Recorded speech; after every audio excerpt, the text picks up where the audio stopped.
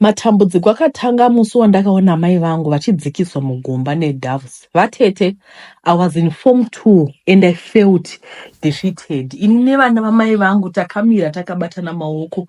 Mwoyo yedu yakatsemuka and fear took over my life.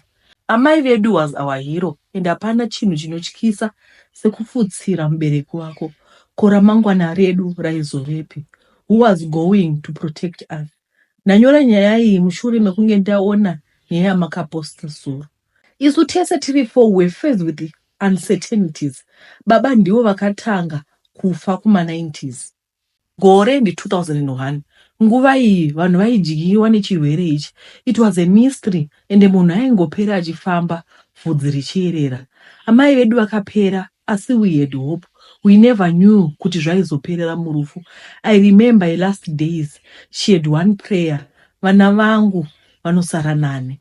Vaingoti Mwari ndinzureiwo ngoni. Vairara usiku hwese vachitaura. At this time, ndaive ndorara navo kusendomuka ndichienda kuchikoro sezvo ndiri ini musikana mukuru. Vaisava ne-life policy or anything to help us. Vaive nepolicy ekudhafu. Takavafutsira zvibva zvapera. Then it became life versus us. Takangovaniswa umwe kwamai guru, umwe kwamainini, umwe kwasekuru. Nhasi ndiri pano kuzokuudzai kuti it was life versus inini. Mwari vakapindura. He is the father of fatherless. He became my father.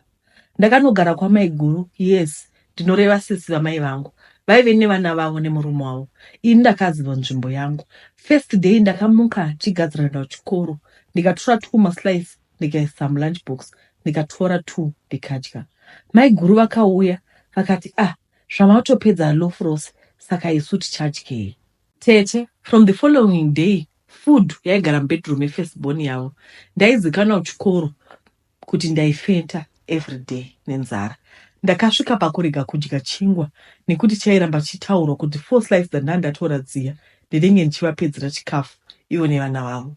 Bim ndio yaibhadhara school fees. Before amai vangu vafa, I was not intelligent, but God opened my brain. Form 4 ndakapasa. Kudya taingodyiwawo manheru panenge pabikwa sadza nemuriwo iwowo. Fast forward ndakanyora form 6 ndikapasa. Pamba apa paitika zvakaoma. Ndaimuka papendi rangu pane unyoro uye discharge. Asi panguva iyi ndaive ndiri mwana. Ndaishanda basa remumba rese. Mapads unotengerwa nani. Kungoshandisawo machira. Hembe dzakasiyiwa dzatengwa namai vangu ndidzodzo dzandakasvika nadzo form 6. Ndakaenda kutemporary teaching after form 6. Kwakurangarirawo vana vamai vangu. Papei shoma iyoyo taikwana tese. Tiwanawo mari yechikafu ivo ndichivatumirawo mapocket money kwavakanga vari kwakasiyana siyana. I wanted to go to varsity asi mari paive pasina. Ndakaona kuti ndiri ndega pano. Ndainamata siku nesikati ndokuzowana presidential scholarship after teacher vangu vandinominate. Ndinuyu ku40 year. Before ku40 year ndichiri kwamai guru. Ndakazongobuda imwe nyama munengo mangu. Ndainyatsokuinzwa uyezve dzimwe nguva kurara chaiko kwainetsa. Ndichinzwa kuremerwa. Amai guru vairatidza interest muupenyu hwevana vavo chaizvo. Asi chero pandakapasa havana kumbobvera vafara. Chimwe zvakare mazamu angu airwadza pakati peusiku achiti haredhi. I remember the very first time I felt this. Ndakamuka pakati peusiku aive akaita redhi achipisa. Ndakazoudza mai guru kuseni vakangoti kukura. Ndinuyo ndafamba kuenda kuchikoro. Ndaidzidza about 10 kilometers away. Taigara mune rimwe location. Then my school was in another suburb. As pocket money, ndaisava nayo. No one was coming to rescue me. So I just accepted my situation. Ndokufamba kwandaita chidzokera kuchikoro. Ndasvika kuchikoro, mazamu akapisa, ndikaendeswa kuclinic. Doctor vakatarisa zvese, vakati hapana zviripo, ndokubva vandipa mapainkiller. Life ku40 year was okay, but the government would take time to pay fees. So we had our own challenges, but food was the most challenge. Kwandaibva, nobody bothered to check on me. Kana kuri kuti mune vamwe vana sisi venyu vari mumhuri dzenyu vakafirwa, please check on them. Kungovafonera chaiko and just say hello. Ndakapedza ndikagraduate, ndikawana basa, but ndakaita dambudziko rimwe. Pese pandairara, I would feel manheru kuti pane munhu anouya kana kuti chinhu chinouya choisa nhengo yacho mukati meyangu. Chinhu chachiwanzotora more than 10 seconds then chobva chapedza. At this time I also feel movement munhengo mangu. Zvinhu izvi pekutanga ndaiti kudai hope kungorota, asi it's real. Ndinomuka nguo yemukati yakatota. Chakatevera kuvengwa nevanhu pasina zvandaita. Vatete, kubasa kunogona kuitika problem isinei neni, isiri even in my department, but panonopera nyaya ndini ndinenge ndine mhosva. Vatete handisi kuti ndiyamai guru, asi zvinhu zvese izvi zvakatanga ndakugara kumba kwavo. Kubva zvandakatanga kushanda ndakambova invita kuti mai guru huyai kuno, asi vakaramba. All expenses ndaizovabhadharira ndovakwidza ndege, asi vakaramba. Pari zvino havatotauri neni, iniwo ndazosvikawo pakuvasiya. Nyaya spiritual husband vatete, kuhusband asi munhu anokuda here iwe uchimuda? Yes, we call it a husband, but I don't see him as a husband, but an evil spirit. At the moment, I have a stable job. Kuzim, I don't go, because my mother's siblings, they don't show any interest in our life. Tese tiri 4, Mwari vakapindira muupenyu hwedu. Tine mabasa akanaka, and indeed, he took care of us. Asi dambudziko ndasara naro ndiroro rekunzwa kuti ndinoshandisiwa mausiku. Handizivi kuti ndingaiti ispiritual husband here, kana kuti munhu, kana kuti zvinhu. Uyezve nhengo yangu inobuda nyama mukati. Nyama iyi kana ndikada kuratidza vanhu, chero shamwari, chero kuchechi, chero vanhu vekuchechi, inodisappear, votoishayiwa. Kana vangoenda yobuda zvakare. Ndiro dambudziko randinaro. Kune vachabetsera, siyai macomments mucomment section, ndichatevera ndichiverenga. Ndatenda. Ndiyo nyaya yatawana iyi, inyaya inosiririsa. Like nyaya she just felt triggered after taverenga nyaya yatakaposta nezuro iya. Regai tiende kunyaya inotevera.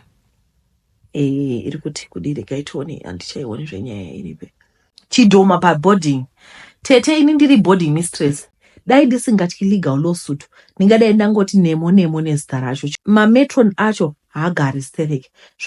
Zvaindishamisa kuti nemhaka yemametron asingagari, ivo paiva nemba yemahara, kafu unodyiwa kudining. Saka umwe musi ndakanyatsoona mumvuri uchinditevera. Mumvuri mutema tete. Ipapo vhudzi rangu rakati kwanyano kumira. Ndikavhura madhoo ematoilets, asi mainge musina munhu. Asi ndainyatsonzwa kuti pano pane munhu. Ndakati ndee kutarisa. Tete, pandakazoti regai ndoyanika matiles angu pawaya, sokuti taive nelaundry line, ndipo pandakaona kuti munhu akabata mabhazi egate, akapfeka hembe dzeblack. Pandakadaidzira, munhu uya akadisappear. Muhostel yandaiva ndiri matron iyi, vana vaingorwara zvisinganzwisisiki. Vamwe vaiita nightmares.